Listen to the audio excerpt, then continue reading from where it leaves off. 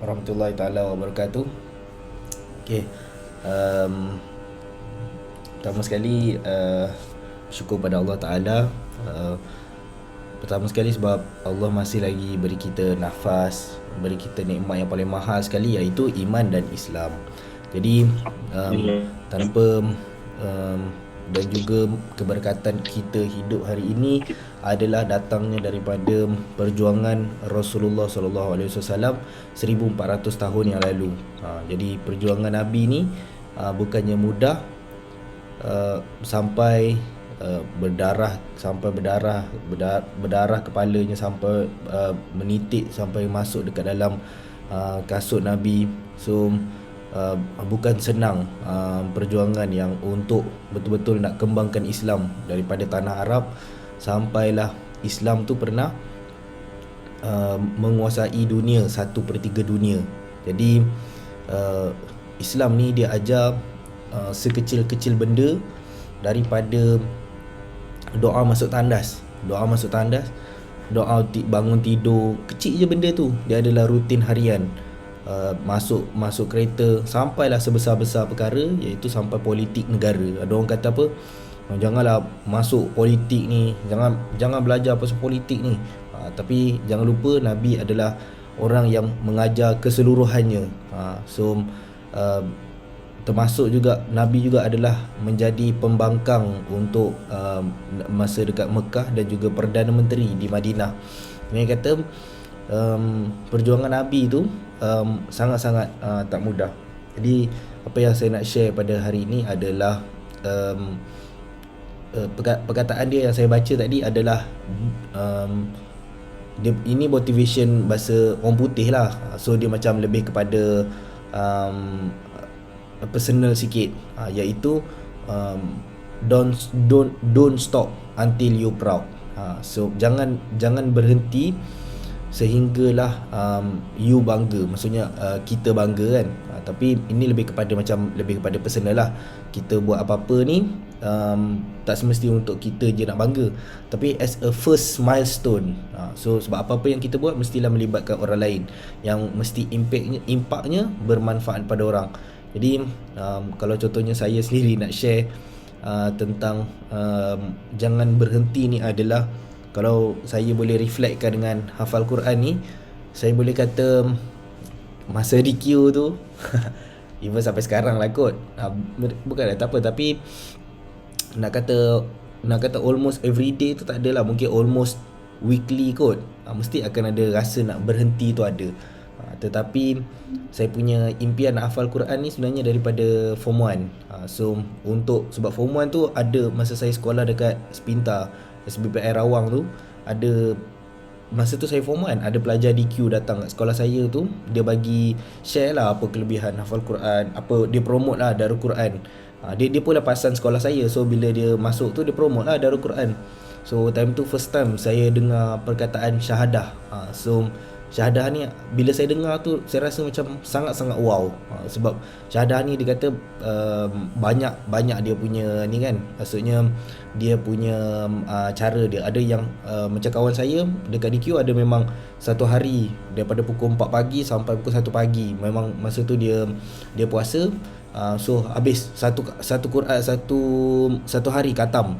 Ada yang 2 hari, ada yang saya dengar seminggu, ada yang dengar 44 hari direct, setiap hari satu hari tu macam-macam jenis lah, ikut Hafiz dia punya ni.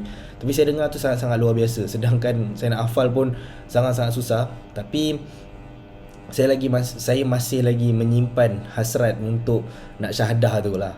Walaupun dekat Darul Quran saya rasa dia bila dapat sijil tu Darul Quran tu, dia rasanya dia tulis rasanya syahadah 30 juzuk tu, tapi 3 tahun lah kot saya salah nanti betulkan lah kot. Tapi rasa tahu lah, saya tak ingat. Tapi kira keinginan tu saya masih ada lah, yang menyebabkan saya rasa saya nak push setiap hari sampai betul-betul boleh jadi macam Ustaz Rashidi lah. Betul-betul boleh lekat hafalannya. So saya rasa itu je lah kot. Pada yang lain, sebab saya pun bila tengok Luqman dengan Akib pun, saya sendiri pun rasa tak tahu nak kata jealous ke, rasa semangat ke, rasa macam tertampar ke. Sebab yelah saya pernah hafal Quran, tapi maksudnya dia punya pace tu bukan tak apa, tapi macam uh, so pace dia macam agak laju lah pada saya. So hopefully Naqi dengan Luqman ni boleh, sebab yang lain semua dah hafal rasanya, Naqi dengan Luqman je belum. Hopefully boleh betul-betul habiskan, dan as long as insyaAllah lah, as long as heart ni ada, maksudnya ada di hati, maksudnya setiap pagi ada, insyaAllah lah kita akan boleh terus hafal Quran. Itu saja. Terima kasih Ustaz. Ya, amin. Terima kasih Hafiz atas perkongsian yang saya rasa dia something yang kita perlu ambil, maknanya ambil macam satu motivasi.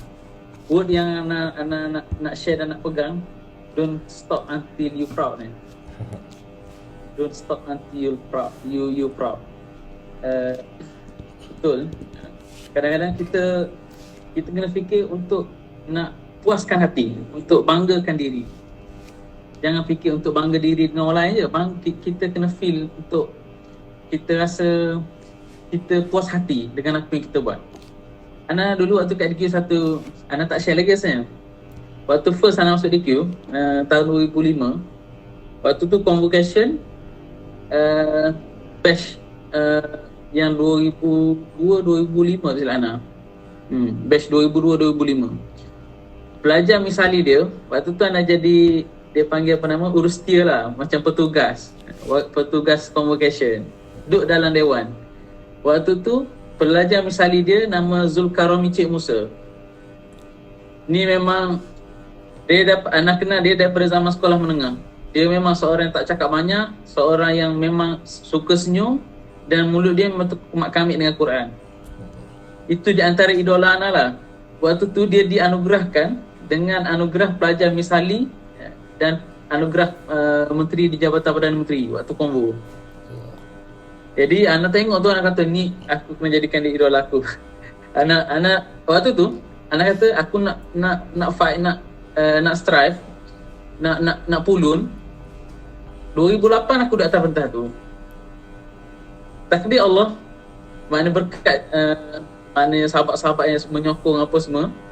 Jadi 2008 alhamdulillah Ana dipanggil naik atas pentas untuk anugerah misali dan anugerah menteri di Jabatan Perdana Menteri 2008. Waktu tu memang tak boleh nak cerita.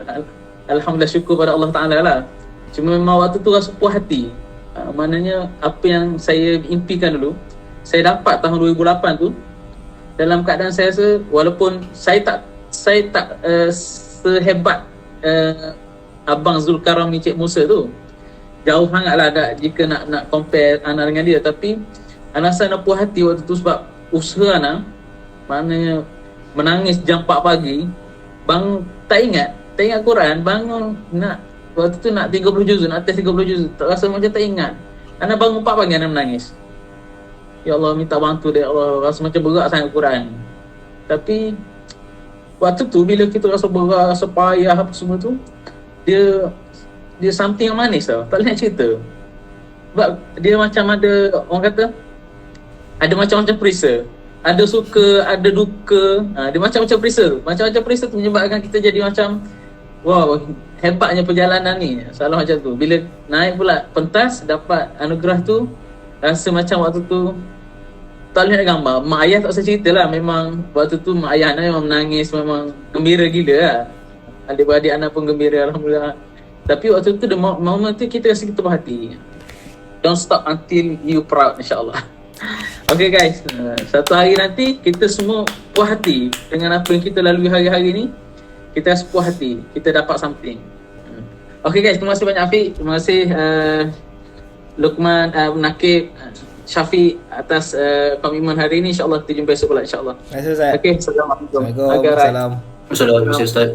Terima kasih Ustaz. Thank you Ustaz. Assalamualaikum.